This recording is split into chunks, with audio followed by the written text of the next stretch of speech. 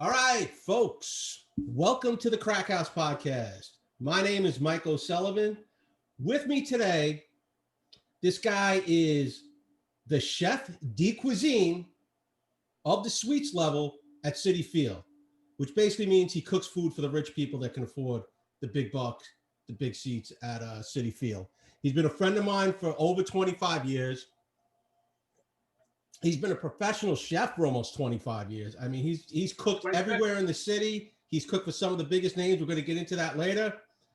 Please welcome to the show, my friend, Bobby Dziekonski. Bobby, what's up, baby? Thanks, Mike, for having me on. I really appreciate it. Great having you. So Bobby, tell everyone about yourself.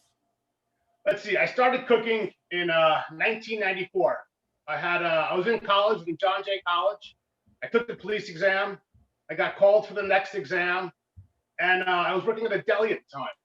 And I really enjoyed cooking. I really enjoyed it. So halfway through, I went to the New York restaurant school. And of course, the recruiter sells you a song and a dance. You're going to be a chef and you're going to have this great lifestyle and all make money and all this. And we all know how that turns out, in the cooking world. You work, 72 hours a week. You're on your feet for 12-hour shifts, 6 days, sometimes 14 days a week. You're going. In the beginning, no health insurance. And back in the day at that time, you worked hard and you also partied hard. So every night you got multiple shift drinks after your shift. You went out, you got home, you passed out, went to sleep. You woke up and went and started your shift all over again at work. You could have been a cop. I started at the market with this great chef, Mark Spangenthal. He came out of Gotham Bar and Grill with Alfred Portali. Gotham Bar and Grill was like the engine of all chefs coming out of at that time in the mid-90s. Tom Colicchio came out of there. Tom Valente came out of there. Mark Spangenthal, John Shank. All these great chefs were coming out of there at the time, so they all flooded the New York market, all these chefs. And I worked for Mark Spangenthal. And from there, I went to go work for Tom Colicchio at Ramsey Tavern. I went on to go work for Tom Valente. I went on to work for John Shank. I went to go work for all these guys who came out of that Gotham Bar and Grill engine and stuff. And through the years, I've had sales jobs. So I started a family, wanted to be at home and work Monday through Friday. I worked for a nonprofit, Lenox Hill Neighborhood House. I ran 2 senior centers, a women homeless shelter, and an early childcare Head Start program. That was challenging because I had to work with the Department for the Aging, which had nutritionists. So all my meals had to meet nutritional values. So they had to be, really dense meals and high calories for them. And, for the early childhood Head Start, you have to have all these, different nutritional things you have to meet to feed them. And then I went on to go work at Citi Field. I started there in 2018 in concessions, which is literally the beast of the entire building. You have 60 stands and portables you're in charge of.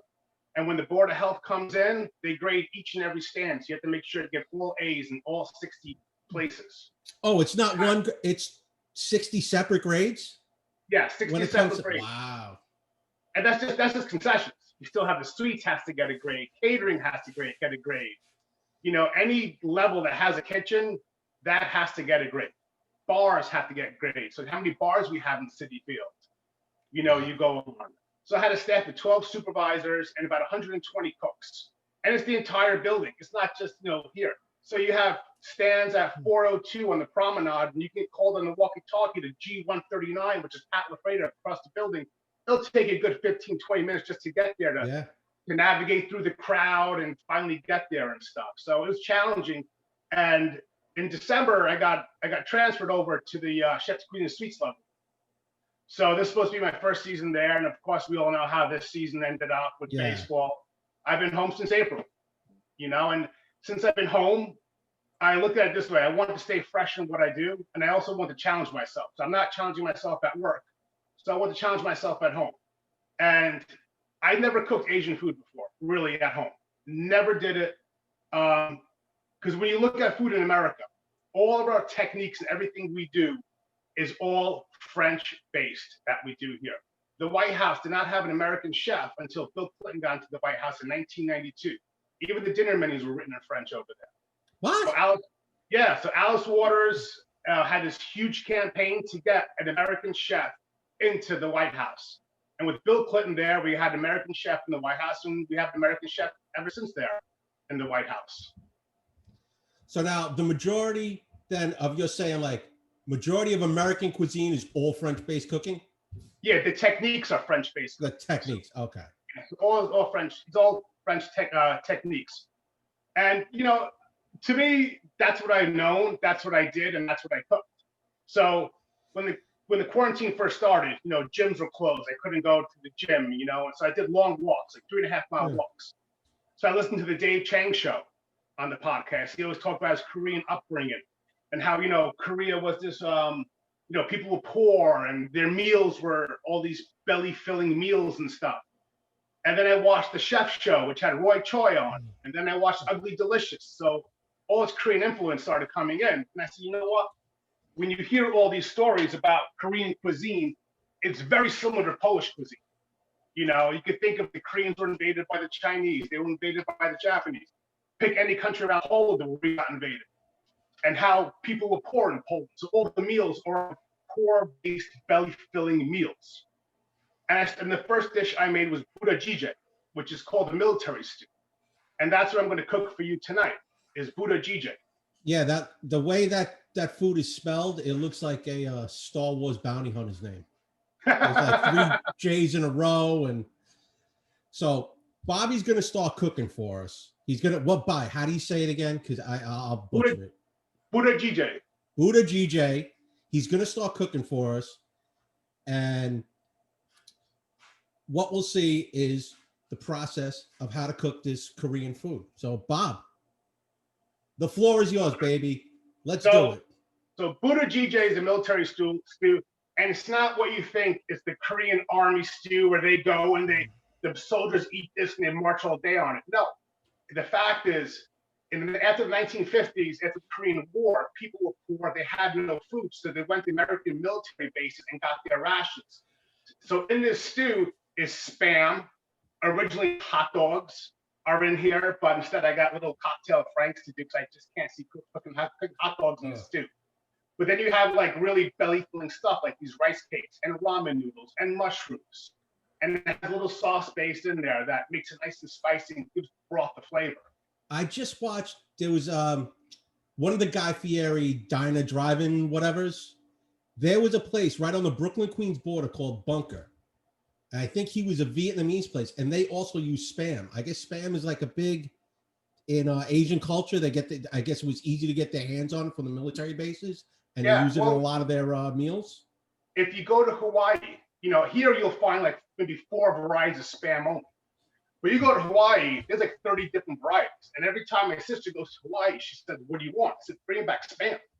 So I have like hickory smoked Spam. We have Portuguese sausage Spam. We used hot and spicy for this dish. I think you can find this one here. And then last but not least, I still have Spam with cheese. Ooh. So we have all these different varieties of Spam in Hawaii that we don't get here because they cook a lot with Spam in Hawaii. All right, so we'll get cooking. All right, let's get it started. All right. So it's a Korean hot pot dish. So basically everything goes in at once. You add your broth, you bring it to a boil, you cook it, and then you throw in your noodles and your rice cakes and stuff, and you finish cooking on it, and then we're done and we're gonna chow down, and I'm gonna have to send some to you tomorrow. Oh, okay.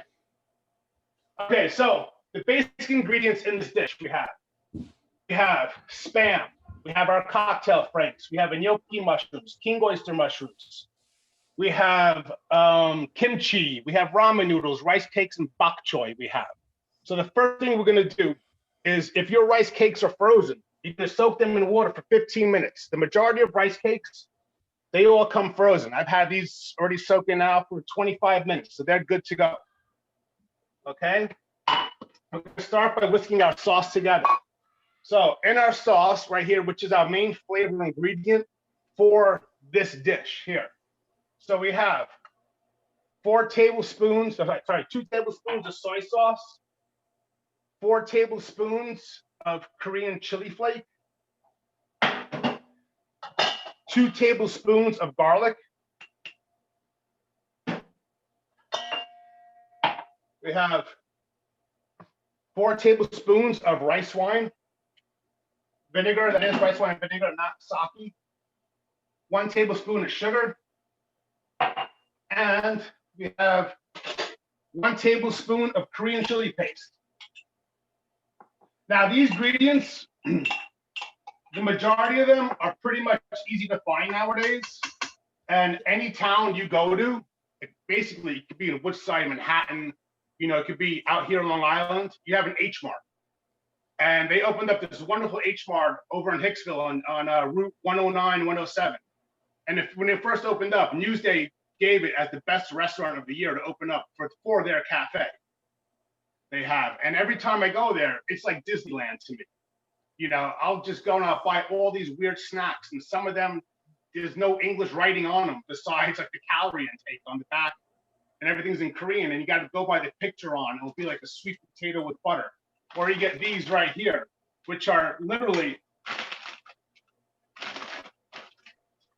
caramel cheese doodles. Ooh. Okay, so it's hit or miss sometimes when you go there to buy these foods. So basically, when you go in there, have your phone in your hand and be able to translate everything and figure out what you're gonna get, right? I'll pick a word or two and I go to Google Translate. Okay. You know, I've come really close to stopping someone in the aisle and asking them, "Can you please help me with this?" Because I just don't understand what it is. But for the most part, like the snacks, I'll pick up and I'll bring it home. But their meat section and their fish section is amazing what they have there. Everything is thinly sliced to go, ready for the hot pots. It's great. So I'm gonna take our sauce here. The places the places on Main Street, it's always fresh. Like whenever my wife will buy fish over there, it's always fresh. Oh yeah. Always, right in that day. Yep. So we're gonna take our sauce here and we're gonna mix it up and set it aside. Okay. And now we're gonna start cutting all of our ingredients for our hot pot. So you have the gnocchi mushrooms. You're gonna cut the ends off of them. And I like to layer this nice and neat inside the pot when I'm doing it. Mm-hmm. So it looks really pretty.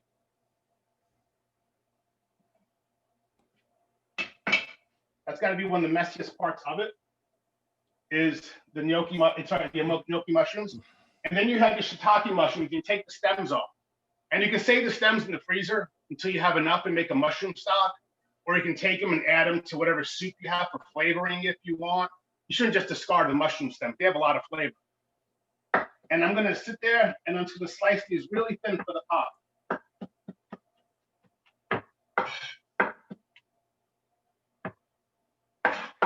How are you enjoying retirement, Mike?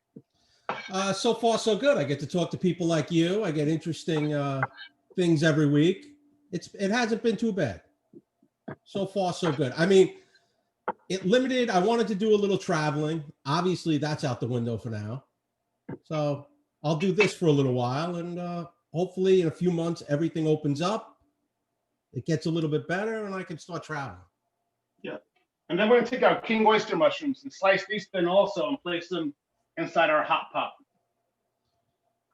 Now, you're getting all these mushrooms at H-Mart, H-Town, or whatever it is? Yeah. Everything I'm getting at H-Mart.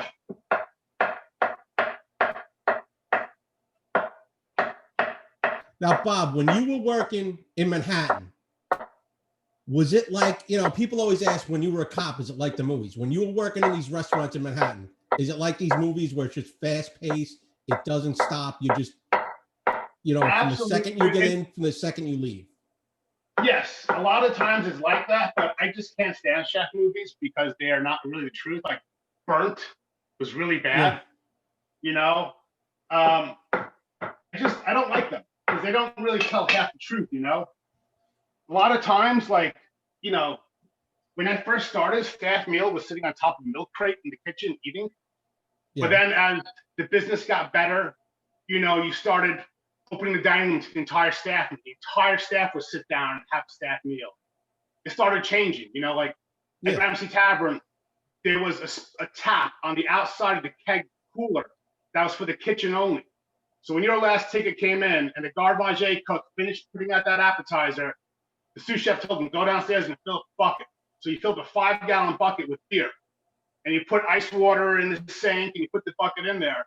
And one time I put salt on top of the ice. Oh, let me keep it cooler because the salt will drop the temperature. Yeah. I turned the beer into slush.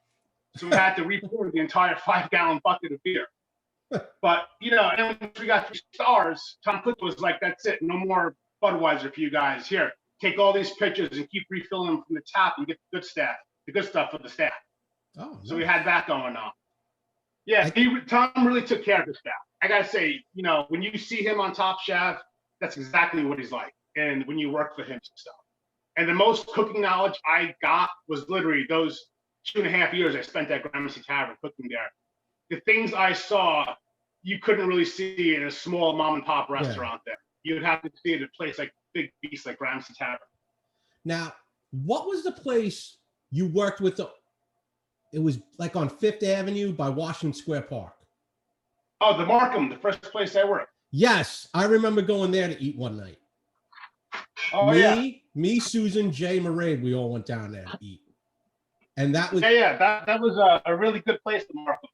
That was the first place I worked. Yeah, the food was great, but the one thing I remember the most while we were down there, that lady, what's her face? The cat woman, Wildstein. Remember her, Joanne Wildstein? She was at the bar that night when we were in there eating. And I remember seeing her. There are times like you're having a shift drink and Uma Thurman's sitting next to you while you're having your Manhattan at the bar, you know, your shift and stuff. That place always had a lot of celebrities coming in. Betsy Johnson was a regular. She must have had an office around there somewhere. Oh, and yeah. Every day she was in there for her veg plate. Every single day she had a veg plate for lunch. So basically I have already so far my king oyster mushrooms, my gnocchi mushrooms. I have my shiitake mushrooms in there. We're going to put in 1 cup of cut up kimchi. We're going to put in here. We're going to cut up our tofu for it. Now, what is kimchi? What is kimchi? It's yeah. Literally rotten cabbage. Ugh. You take your cabbage, you put your chili sauce on it, and other ingredients and spices, and you put it in traditionally in a clay pot, and you bury it in the ground, and you forget about it. And you go back to it about a year later. But it's really good kimchi. Kimchi and eggs. Kimchi and eggs? Oh, yeah. We had we're at this restaurant called the Dining Room. We had a new cook come in. He was Korean. And we were like, great, you know, this guy, he's really going to make some really killer staff meals. The first staff meal he made was cut up hot dogs and eggs. He said it was his childhood favorite.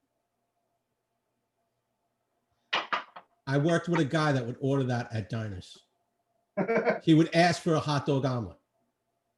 Yeah, and the waitress had no idea. He goes, just take a hot dog, take 2 hot dogs, chop them up, and put them in with scrambled eggs. That's all you got to do. So now we added our hot and spicy Spam. We're going to add in now our little mini cocktail franks in there. Or if you want to be real traditional, you can add hot dogs. The only problem with making like traditional dishes, everyone's mother made them different. Yeah. So they'll say, that's not real tradition Budae Jjgae. He doesn't have hot dogs in it. My mother always put hot dogs in it. You know, like when I lived in New Orleans in the Harrah's Hotel Casino, and you always took the elevator with the staff, every single conversation was like, she put what's in her gumbo? I would never put that in my gumbo. And one day I was riding the bus in the morning going to work, and it was just me, the bus driver, and 2 elderly ladies in the back of the bus. They almost went to fisticuffs over which is better, Church's or Popeyes. The bus driver and I were looking at each other like, what is going on in the back of the bus? So they were screaming at each other. So now I have my chicken stock hot over here, and we're going to add that into our hot pot.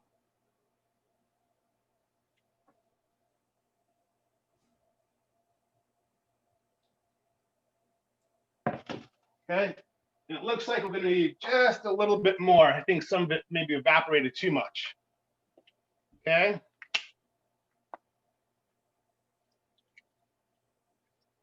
So yeah, just a little more chicken stock to it.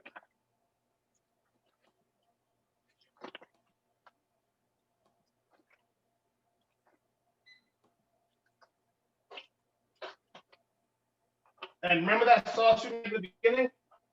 Yeah. Now we add that to it. Okay. This is going to be our flavoring agent for this soup or hot pot. And now we're basically going to wait until it comes to a boil. Cook it for 8 minutes. And we're going to add our rice cake. We're going to add our ramen, and we're going to add our scallions to it. So I have my scallions right here. Okay. And you always cut the ends of them off. And you always peel out the outer layer on it, because the outer layer is kind of like rough and dried. You know, it's just kind of icky looking. And once you peel it, you get this nice, beautiful scallion underneath. Now, Bob, out of all the places you've worked in Manhattan, what was your favorite place? What was the one English, you were just blown away? English is Italian, hands down for Todd English. Right? We had it was a giant kitchen. There was an entire pantry area that we did not use at all. That's how big the kitchen was. There was an upstairs pizza oven, which we had our antipasto coming out of from upstairs. This massive hotline you had. We had a prep area table. We had a pasta making table, a butcher station, a fish station, a pastry department, a walk-in just for vegetables, a walk-in for dairy, a walk-in for meat and fish, an entire dry goods room. And there was no menu. The only criteria we had for our menu was 4 cold antipasto salads, 3 hot antipasto, 4 pastas, a string, a red, a filled, and a bake. And the entrees were, you had to have a meat, a fish, and a fowl. That's it. That was your criteria. So every couple of weeks, we changed the menu up. So we have a different risotto, a different filled, a different string, a different red sauce. Our antipasti salads always change. Our hot antipasti salads always changed. And now that just goes by whatever the head chef wants, right? If Yeah. the head chef is saying, I want, now in the hierarchy of everything, will he take suggestions from the rest of the staff, or is it just what he wants? Does he have to be blown away by it? So you take a guy like Todd English, right? The guy had multiple restaurants. He couldn't be in every single restaurant every minute of the day. So he hires people who interpret what he wants. So you sit there and you say, Todd, this is going to be our menu we're rolling out. And, you email it to him and he would read it. All right, great. This sounds good, but change this to this and change that to that. And then a week later, he'll stop by the restaurant and be like, let's just tweak this plating a little bit, or take out this ingredient and add this one instead, and he would do things like that. But for the most part, you understood what Todd wanted. You understood Todd's vision. You got his vision onto the plate and people were happy. All right. With all your cooking knowledge, did you ever work in like a Polish restaurant? No. And use your little Polish influence? Because you would be that guy, the way you were just talking about the Korean influence. Well, I do it this way and I do it that way. I'm sure if you went into a Polish, well, this is the way my mother did it. This is the way I was taught. Is that the same thing? Like pretty much every ethnicity has that with their dishes. Yeah. There's a dish in Poland called kalduni, right? And it's literally other Polish people I went to grammar school with. I would ask them, hey, did you ever have a kalduni? My mom just made this past week. And like, what is that? And I explained it to them. And they're like, no, I never even heard of that before. Until one day I was working at Clementine and I'm walking past one of the delivery guys because we had also a delivery service called Kumquat. And he's explaining this dish. He's like, yeah, you take potato and you lay it out in your hand, you put a meatball in there, you wrap it up and you boil it. I said, whoa, that's kalduni. Because the area I come from in Poland is Białystok, which is all the way up in the northeast, literally on the border of Russia, Belarus, and Lithuania. Uh-huh. So I'm all the way up there. And I guess it's a northeastern dish. Basically you boil potato, you mash it up. You take potato, you grate it up raw, you squeeze all the liquid out, you mix the two together with egg, salt, and pepper. And then you take a meatball that's raw. So you lay the potato out in your hand, you put the meatball in the center, and you wrap it around, and you boil it until they float. So until the raw potato is cooked and the meatball is cooked. And then on the side, you just saute bacon and onions and you just pour it right over the top. And that's how to do it. It's ugly delicious, as David Chang would say. Yes. And it's a gut buster too. Oh, it's like, the Italians have like it's almost like, like a rice, anything to fill you up. Yeah. It was that, that European eat a lot and now go work for 10 hours. Fill you up, get your carbs in, get your protein in and go work. Yeah. Or take your 8-hour siesta, whatever. In the farm country, you had a massive breakfast. You went out there, had a light lunch, and you came home and you had a gut buster and you went to bed and you woke up at sunrise the following day to go work. So there's a lot of that going on, and that's how it is for a lot of peasant cuisine is like that. Now, since you've been doing this a long time, if you ever had the chance to open your own place, what would it be? What would you serve? What would the menu be? I wouldn't say a restaurant per se. I would say more of a shop. Like you would have prepared foods on one side, cheese over here, and maybe serving pizzas and stuff in the background. I wouldn't really do a restaurant nowadays and stuff. I'd be more geared towards like a cheese shop and stuff. It looks like we timed out. Just a slower pace? I still got you. Okay. So, when you look at that's what I would open up. I save all the line cooking and all that stuff for the younger kids. Yeah, that's a young man's game, right? Yeah, let them go on doing that. Now I get more enjoyment out of mentoring people and teaching people to how to do my job and watching them climb the ladder and watching them get, go up there and stuff. Mm-hmm. My first 2 years concession, I had Michelle DePaula was my main supervisor that I was leaned on. And this season, she was going to take over MCU Park, and be the executive chef over there. And I worked with her for 2 years, mentoring her and training her and getting her to be that person to make it to the next level. And I love seeing that. And I have guys like that through the years that I've worked with that will write me an email or send me a text. Thank you so much. I appreciate what you did for me. I know I want to kill you when you were telling me I hold a spoon like a child, and you taught me how to correctly hold a spoon. And now I have a killer spoon collection at home. I got this big spoon fetish all of a sudden. So, just little things like that of watching people grow and learn and passing on what people did for me growing up, showing me how to butcher, ribeye 109, how to butcher filet mignon, how to make foie gras torchon and stuff like that.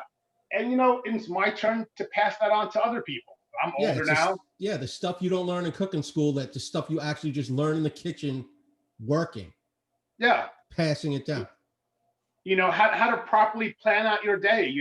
This item takes the longest to prep. So let's start with that one first. Let's get that going on the stove, get it out of the way, you forget about it, then start going through your list down the row, and seeing how things go and stuff. And that's what it's all about, planning your day, because the clock can be your friend or the clock can be your enemy. Yeah. It's all how you plan it and stuff. And for me, the best advice I ever got in cooking school was keep your eyes and ears open, your mouth shut, and watch the clock. And that's what I did my entire career. Now, how long were you in school for culinary school? Cooking school is what you get out of it. I went to New York restaurant school, and I was in there for 7 months. All right, so it came up to a boil. Now we're going to lower it and let it go for 8 minutes.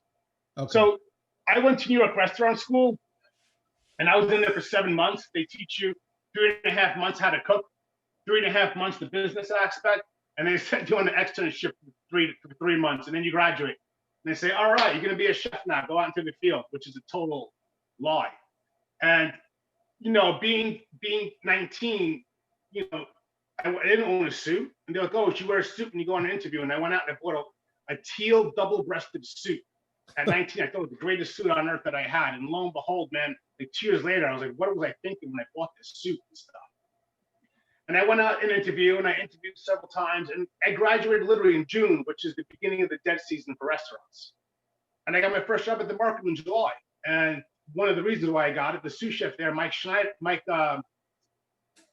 I can't remember his last name, I'm sorry. He was a graduate of New York Restaurant School also. So he pushed to have me hired. Oh, good. And I worked garde manger there, and I was told I had 10 thumbs, and I turned those 10 thumbs into 8 fingers and 2 thumbs, you know? I worked 6 months doing salads and plating desserts only, and I went to the hotline after that. And this was an era where, you know, there was no Food Network. There was no internet. I couldn't just plug in, how am I going to make Budae Jjgae?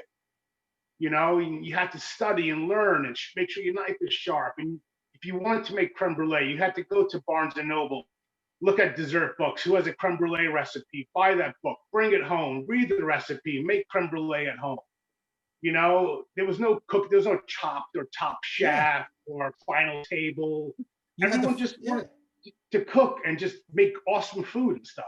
You watch the Frugal Gourmet like everybody else, or Cooking with Pepin, or whoever it was. Jacques Pepin. Those were the only shows you had when you graduated. You had, like you said, you had to go track down a book somewhere, track down a cookbook, go to Barnes and Noble.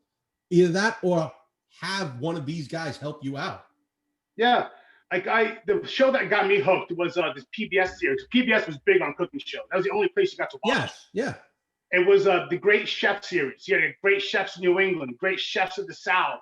You had great chefs of the Mid-Atlantic and stuff. I mean, they went into a kitchen. There was no setup. They went into the kitchen. They were on the hotline. They cooked with the chef on the line, and they plated it, and that was it. And the chef would describe all the dishes and stuff, you know, how this was made and everything. And it was a great series, and that really got me hooked. And that really got me cooking. You know, the first dish I made, I tried to make guacamole, and I had no cookbook. I was 11 years old. I went to the local Korean fruit stand on Grand Avenue in Maspeth, and they had artichokes and avocado next to each other, but the signs were together, so you couldn't tell which one was which. And I brought home artichokes and thinking that it was the avocado.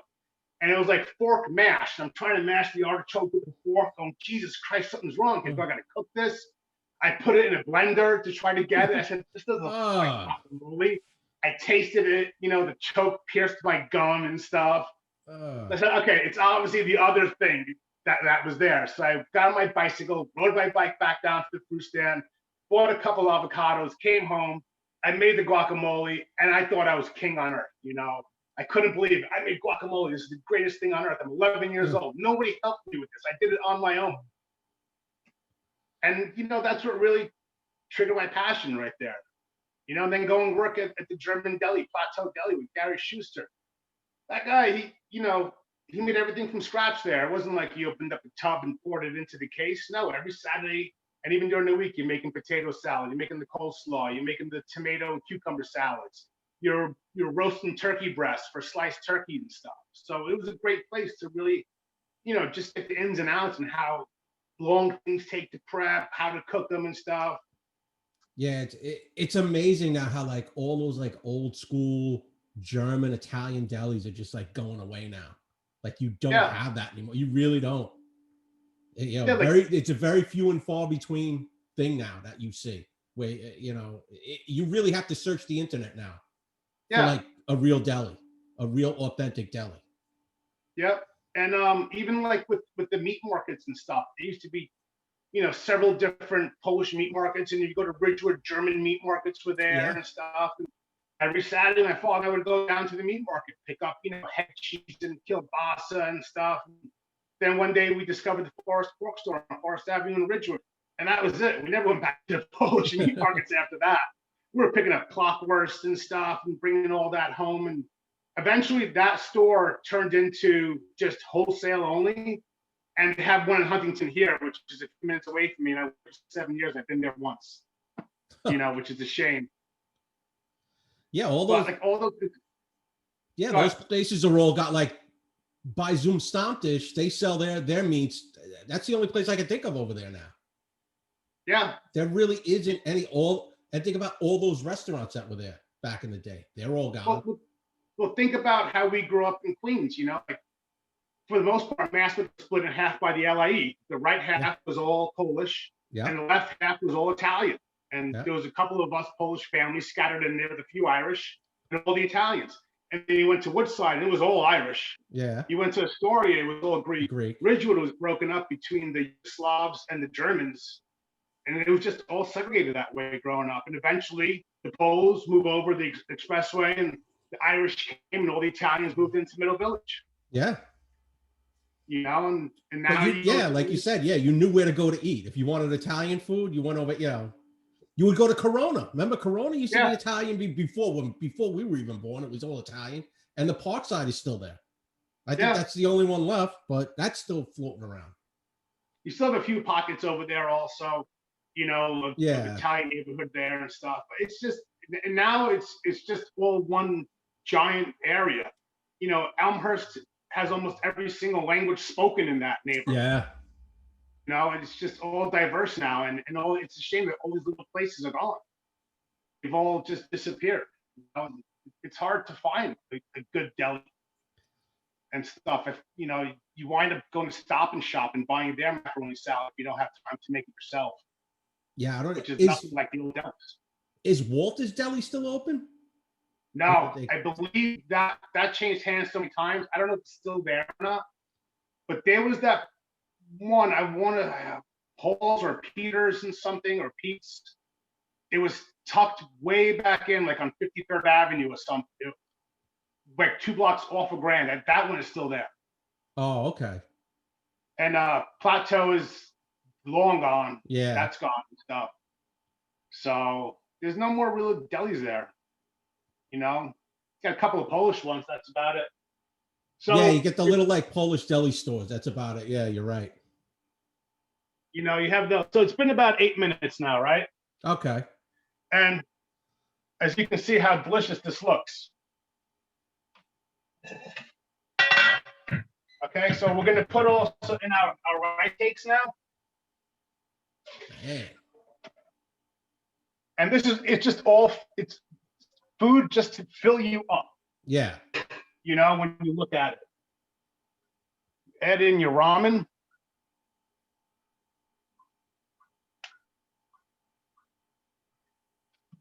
Okay. And then I'm going to throw a couple of scallions in on top.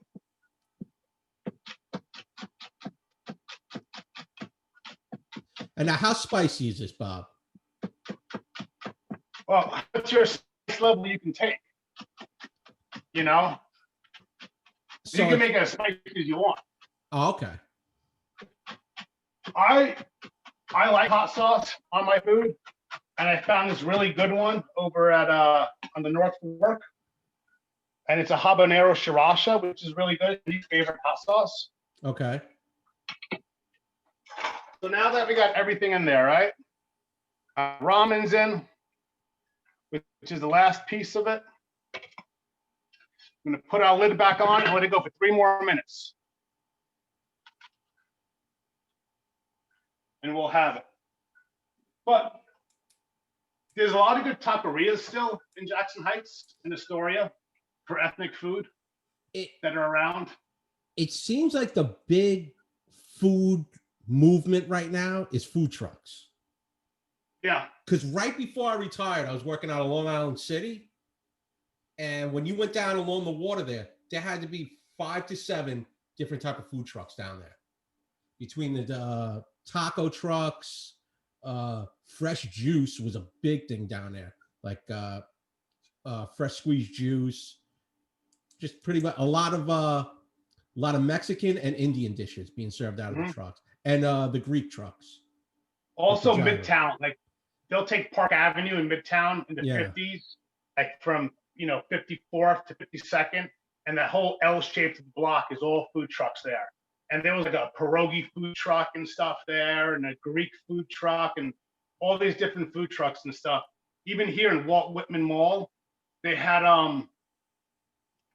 for 4 Thursdays from middle of October to middle of November was all different food trucks and stuff. So we got papusas and stuff, a Honduran food truck. There was dessert food trucks there, so it was pretty interesting. Well, it's amazing. People follow them on social media, and then you just get these lines down the block, like the halal guys that used to be on 6th Avenue and 53rd Street, I think it was, or 54th Street. 2 o'clock in the morning, people are emptying out of bars, all these tourists. They had a line half a block long, 7 nights a week. When I was working midnights in the city, you would drive by it, and at least 50 to 60 people online trying to get food. it's like all the chippers and fish trucks outside Yeah. the bars in Ireland. Yeah. And you can have the bar at 10 o'clock at night, 11 o'clock at night, lines to get fried cod in a newspaper and some chips with it. You had all the guys there. But I just see now, it's just like all taquerias that are popping up everywhere, food trucks, as you say, and ramen places. It seems to be the big, the ramen places, yeah. It's and it made me think like rents in New York City, like have really driven out the restaurant business. Yeah. Restaurants that can't afford it because your margins are so little. Cooks can't afford to rent to live anywhere close to the restaurants.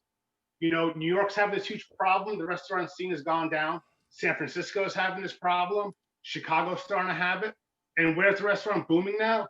Nashville, Memphis, Austin, Charleston, Atlanta, places where Las Vegas, places where you have rents are affordable. Yeah. Cooks can live 10 minutes away in a nice apartment, have a good quality of life, and that's where it's booming right now. It's not booming anywhere in New York or San Francisco or Chicago.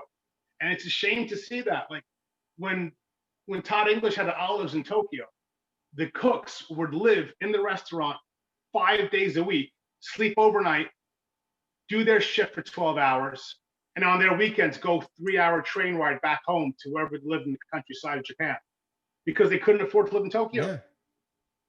So you had a lot of that going on. Vegas, what a quality of life you can have as a cook, or even as a chef or as a sous chef. You can buy a home there for $350,000, a beautiful home. You work your 8 hours only in an air-conditioned kitchen. It's wonderful.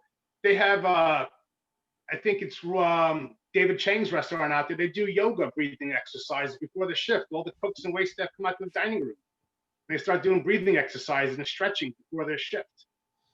Now, my thing is, with the way the city is broke now and everything, is there going to be another restaurant renaissance?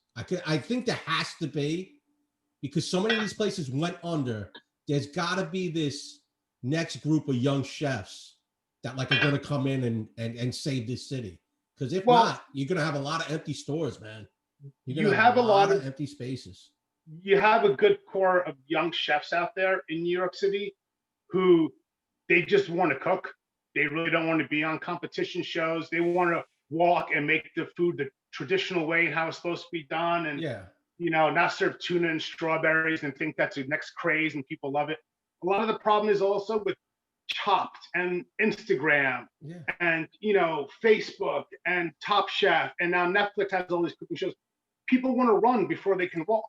They don't really think about how to build dishes. And I'm going to throw this in here and this in there, this in there. And that's not really how it works. You got to build up all your flavors to it. And you got to have a well thought out menu and a well thought out dish. And if you ever watch Top Chef, a lot of these cooks get criticized on it because they all want to run first before they can walk. You got to walk and learn how to make a brunoise. Make a julienne, make a baton. You got to know your cuts. You got to know how to use a knife. You can't just go out and buy a, $3,000 Japanese knife and say, all right, I'm going to have the best knife skills in the world. The knife doesn't make you. It's you as a cook, and your skills make you. I used a cleaver for this entire dish. Love my cleaver. Yeah. Use that a lot at home. That's what it is. Yeah, too many people, it's like going out and buying a $200 pair of Jordans and saying, why can't I dunk? You just said $3,000 for a knife? For a cooking knife? There's some knives out there, chef knives, that cost that much money. They're all handmade and, fours and everything. And, there was a knife I wanted to get and it was $1,200. And the guy made it by hand in Seattle, Washington. He took the raw steel and banged it into a knife and put the handle on it. It was, a handmade chef's knife. But then I realized, I don't need it. I got my kids. I'd rather give them something instead. I feel the same way when I want to buy, whenever you want to get yourself something, you always got to think of the kids now, right? Yeah. And that's what it is. Before I had kids, I thought I was invincible. I'm going to be the best chef out there and be the greatest, because guns blazing, you know, all cockiness. And once you have kids, you realize it's not about you. It's not you, you know, it's about them. Right. And, you know, and how can I be a better parent to them and show them, you know, the way and stuff. This morning, my oldest daughter's communion tomorrow. So we made communion wafers with her. I had her measure everything out and I had her roll it out and we baked it together and stuff. And it's nice to see that. Now, how's that being done? A virtual Zoom communion? No. I've heard a few people have been doing that. You have to register for it and it's only like 15, 20 people tops. That's it. And it's going to be in and out, 1, 2, 3. So we go in, we wear our masks, you know, they have their communion, we go home and that's it. Oh, all right. All right, so now our dish is done. Okay, zoom into it. Whoa. Like you said, that'll fill you up, man. Ooh. It's a gut buster. Yeah. You know, and you can see it. It's a gut buster.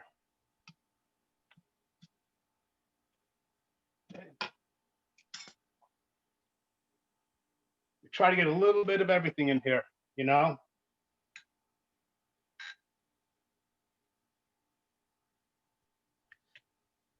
And the ramen, you'll just use a regular pack of ramen noodles, right? Nothing. Yeah, regular dried ramen noodles you got. And then just need a ladle for my broth.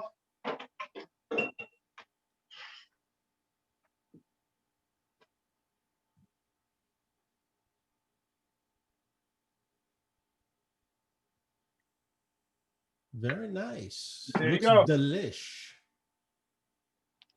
Budae Jjgae, Mike. Budae Jjgae. Here, let me feed you. Hold on. Here you go. You ready? Eat it, Mike. Ah. Delicious. That's that dish. Great job. Karen did a great job too. Oh yeah, her arms are hurting right now. Yeah. They are. Karen, quick question. Bobby said you vote for the Grammys, right? Yeah, I do. Yeah. Can you write in a vote? Or No, you can't write in a vote. Oh. Why? What did you want to write? I would just write something in off the wall every year. Best of Donnie and Marie. Album of the year. Why not? Lenny Bruce comedy album. Exactly. Yeah, a Lenny Bruce album. The best of Carrot Top. Something. Well, guys, thank you very much, Bobby. Send me this recipe. I'll put it out on my Instagram. I'll put it out on Twitter. Anything you want to plug? Anything you want to get out there? Bob, give everyone your Instagram. And my Instagram is Bob D718 at Instagram. And you can see this guy puts up all the food he cooks. He's an amazing chef. Go follow him. As usual, my guys, I Can Paint, Time on the Job, Irish Whisper, SOS Bad Monkey, Pequot Power Washing. Listen, we love you guys. They usually say when you do a cooking show, you jump the shark, but what Bobby just cooked was absolutely amazing, and I don't feel like Fonzie right now. So thank you, everybody. The show will be out Sunday. We'll have the recipe up Sunday, the pictures out Sunday. Bob, Karen, thank you guys, and I'll see everyone later. Bye-bye. Thank you, Mike. Bye-bye.